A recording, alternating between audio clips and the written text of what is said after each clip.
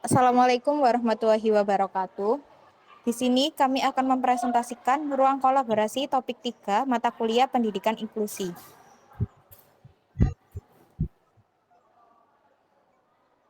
Dengan anggota kelompok yang pertama ada Luciana dengan NIM 018, yang kedua ada Muhammad Danu dengan NIM 019, yang ketiga ada Mukrimah Rufaida dengan NIM 020, yang keempat ada Pinky Angelita dengan NIM 021, yang kelima ada Rafika Sekar dengan NIM 022. Kasus yang pertama, di sini disajikan bahwa terdapat SMP Negeri 1 Koto A merupakan salah satu sekolah inklusi di sekolahnya.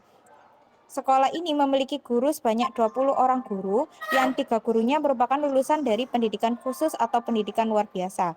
SMP Negeri 1 sebagai sekolah inklusi menerima siswa dengan berkebutuhan khusus pada tahun ajaran ini memiliki 5 siswa berkebutuhan khusus yang terdiri dari 2 orang siswa khusus autis, 2 orang siswa dari tunanetra, dan 1 orang siswa tunadaksa. Tahun ini adalah tahun ajaran baru. Siswa autis A adalah siswa yang pemalu dan selalu ditunggui orang tuanya di pinggir jendela. Setiap pembelajaran, dia selalu melihat ke arah jendela dan menangis. Siswa autis B tidak mau duduk di kursi dan selalu berlari-lari di dalam kelas. 2 orang siswa tunanetra dalam kategori low vision, 1 orang siswa tunadaksa yang sangat pemalu karena kondisi cara berjalannya yang tidak sesuai dengan yang lain.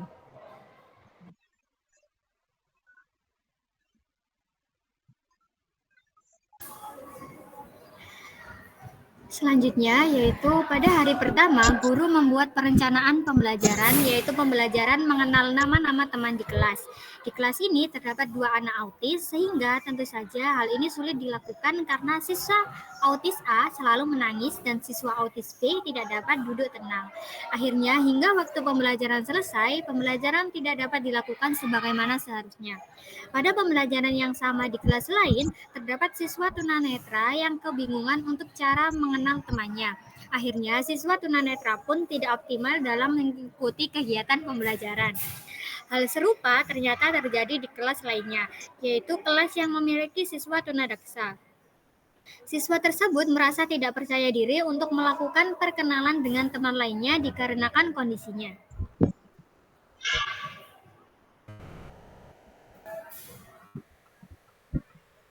Berdasarkan kasus tersebut, gambaran kasusnya yaitu dari kasus yang disajikan dapat diketahui bahwa di SMP Negeri 1 Kota A menerima peserta didik dengan berkebutuhan khusus, sehingga dalam pelaksanaan pembelajaran di sekolah inklusi menghadapi beberapa tantangan, terutama dalam memenuhi kebutuhan pendidikan yang beragam dari peserta didik berkebutuhan khusus.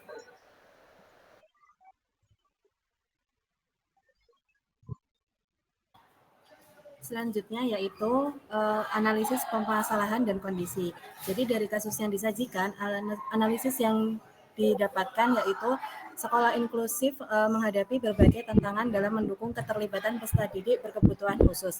Misalnya peserta didik autis A ini memerlukan perhatian khusus karena kecenderungannya untuk menangis dan membutuhkan dukungan orang tua. Sementara itu di peserta didik autis B itu mengalami sulit untuk duduk tenang sehingga memerlukan strategi khusus agar dapat berpartisipasi dalam pembelajaran.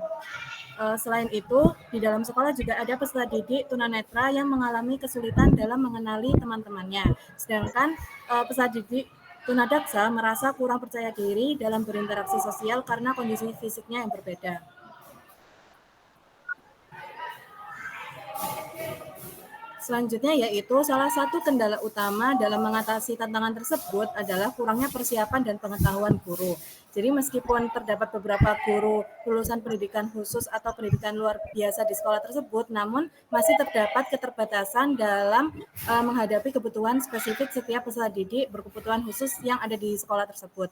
Oleh karena itu, guru perlu meningkatkan pemahaman mereka mengenai karakteristik dari setiap peserta didik serta bisa menyusun strategi pengajaran yang sesuai dengan kebutuhan mereka.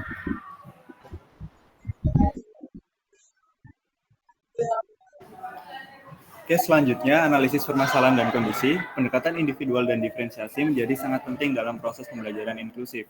Guru harus mampu menerapkan strategi yang berbeda untuk setiap peserta didik, seperti seperti penggunaan alat bantu visual dan pengaturan kelas yang lebih terstruktur bagi peserta didik autis, serta memberikan bantuan fisik dan verbal yang lebih intensif bagi peserta didik tunadaksa. Dengan demikian, setiap peserta didik dapat belajar dengan optimal sesuai dengan kebutuhannya.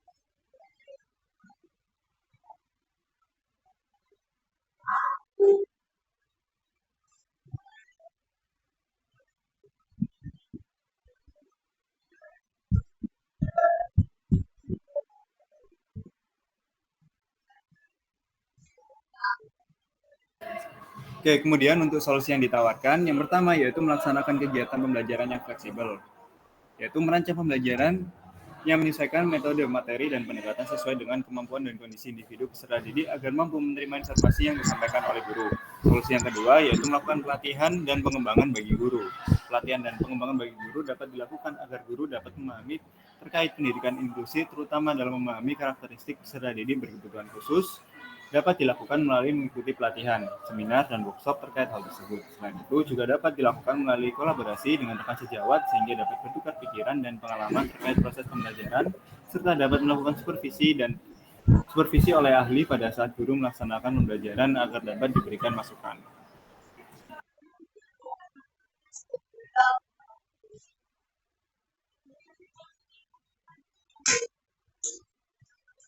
Selanjutnya untuk solusi yang ditawarkan yaitu memberdayakan studi itu pemberdayaan studi ini dilakukan dengan melatihkan keterampilan sosial untuk dapat berkolaborasi, bersosialisasi dengan orang lain, khususnya dengan rekan sebayanya, serta dapat melatihkan kemandirian studi terkait keterampilan hidup sehari-hari, serta dapat memberikan dukungan berupa pendampingan psikologis.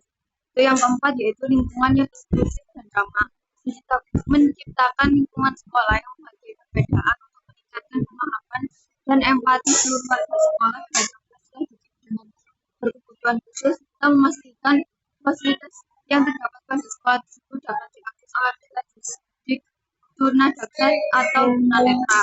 Kemudian yang terakhir yaitu melakukan kolaborasi dan komunikasi dapat dilakukan dengan bekerjasama dengan terapis, psikolog ataupun tenaga ahli untuk memberikan bimbingan yang sesuai dengan kebutuhan dan kondisi peserta didik. Selain itu juga dapat melibatkan orang tua dalam proses pembelajaran untuk perkembangan dan memantau perkembangan peserta didik.